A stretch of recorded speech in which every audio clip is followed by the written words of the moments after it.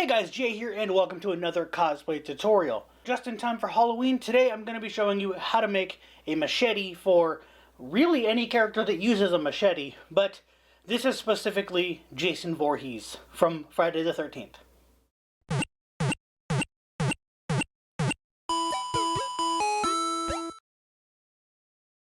Alright, so in my last video I talked about making a tutorial for this style, which is basically a EVA foam build where it's all foam, but it has an inner core, so it's nice and sturdy.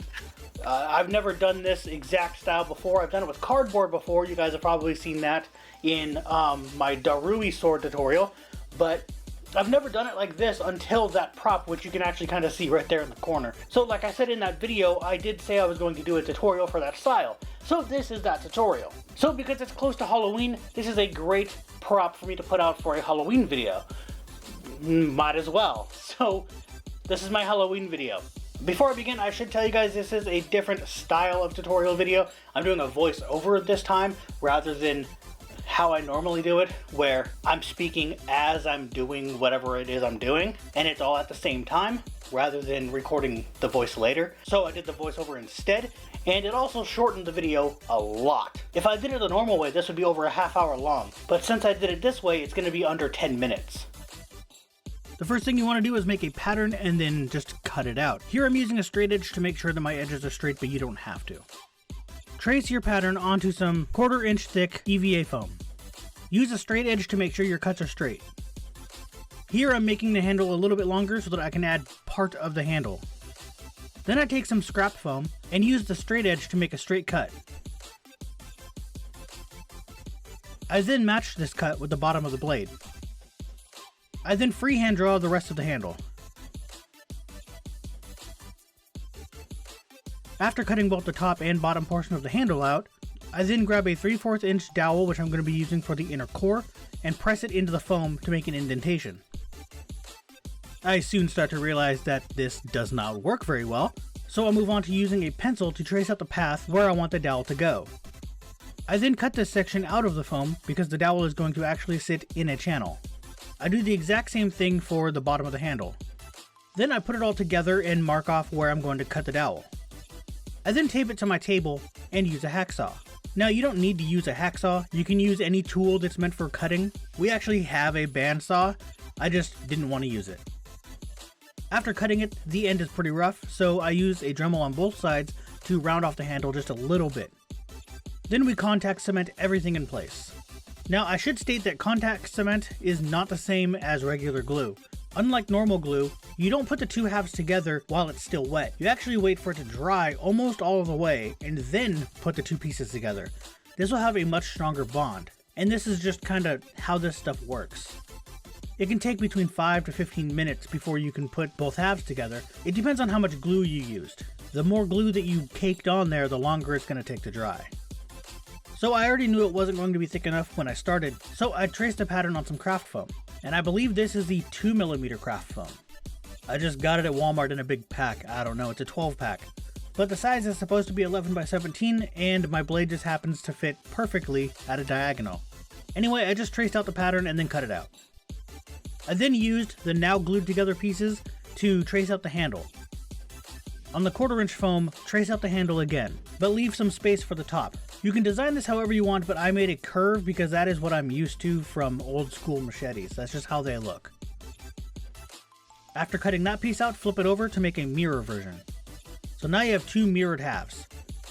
I then found out that the contact cement didn't hold very well on the dowel, so I resorted to using hot glue and that worked just fine. Then I contact cemented the green pieces onto the main piece. Upon putting the green pieces down, I realized that it still wasn't thick enough and you could see the bulge from the dowel. So I decided to use the second green piece and trace out two more. I made the blue versions of the handle the exact same way as the green handles.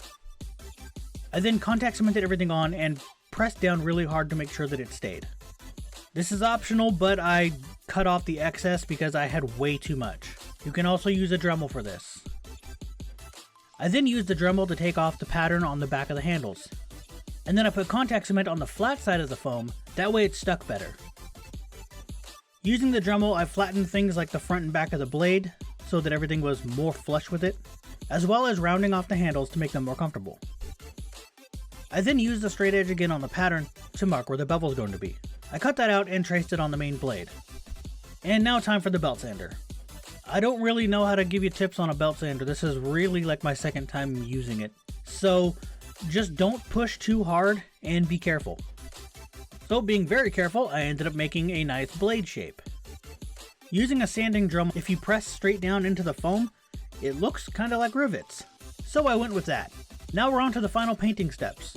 I used Plastidip and covered it in about 2 to 3 coats. I then used silver spray paint to cover it in another 2 to 3 coats. This was done in sort of light coats, so that it wasn't too shiny and bright. I mixed up brown paint with a little bit of black, and just brushed it onto the handle, just being very careful not to get it on the silver, though you can just tape off the silver, I just didn't. I then dry brushed a color called Burnt Sienna.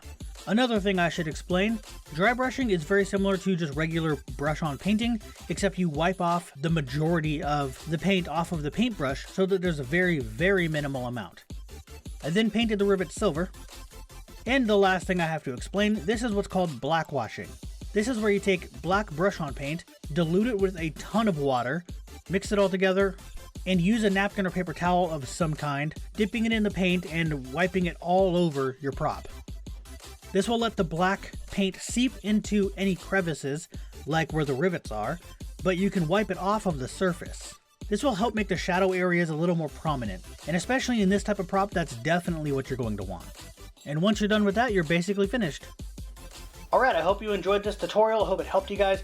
One other thing I will say is you can use, I ended up doing it later, it's hard to see, but I used, in that black wash, I did use brown and red to make a muddy color because Jason Voorhees has mud all over him and stuff. So I made that kind of a thing with this so it looks a little more muddy and dirty. And then I'm also going to put a clear coat over this. I haven't done it yet, but it'll make it so that you don't hear all of that so much. It's all rough right now.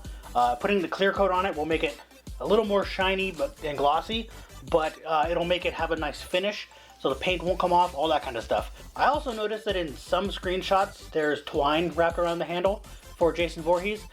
I don't have any, so you can get that all you want. You can paint right onto it and then just seal that.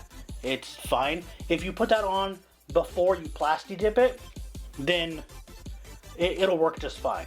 Alright, and that's it for this tutorial. If you guys like it, go ahead and hit that thumbs up, maybe subscribe for more, and I'll see you guys later.